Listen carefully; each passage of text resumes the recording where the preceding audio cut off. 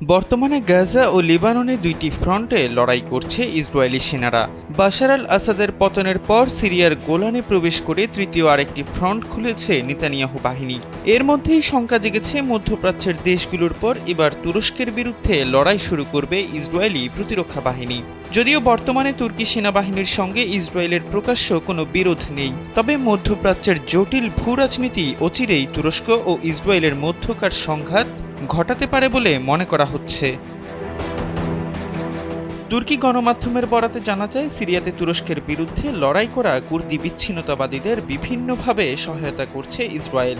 এছাড়াও ইহুদিবাদী দেশটির চরম মিত্র যুক্তরাষ্ট্র আইএস মোকাবেলার অজুহাতে Introducing High Class by Akijport. প্রকাশ্যেই কুর্দি সশস্ত্র গোষ্ঠীগুলোকে সহায়তা করে যাচ্ছে। অন্যদিকে বাশারের পতনের পর গোলান মালভূমি দখল করে নিয়েছে ইসরায়েলি সেনারা।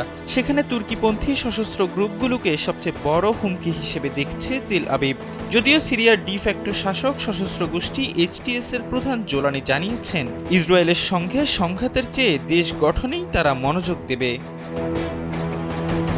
আপাত দৃষ্টিতে হামাস ও হিজবুল্লাহ অনেকটাই যুদ্ধ সক্ষমতা হারিয়ে দুর্বল হয়ে পড়েছে।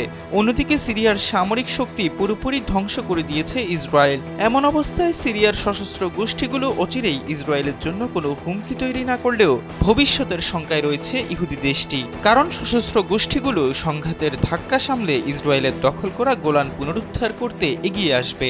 এমন অবস্থায় তুর্কিপন্থী সশস্ত্র গ্রুপগুলোর সঙ্গে ইসরায়েলি সেনাদের মারাত্মক যুদ্ধের সম্ভাবনা তৈরি হয়।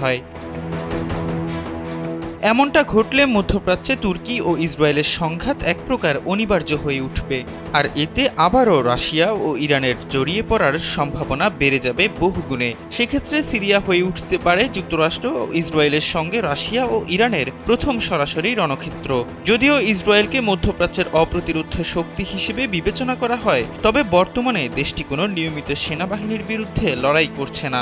ফলে আকাশ ও নৌশক্তির মোকাবেলায় ইসরায়েলি সেনারা কতটা কার্যকর ভূমিকা রাখতে পারবে তা অনেকটাই অনিশ্চিত। এহসান আব্দুল্লাহ, কালবেলা ডেস্ক।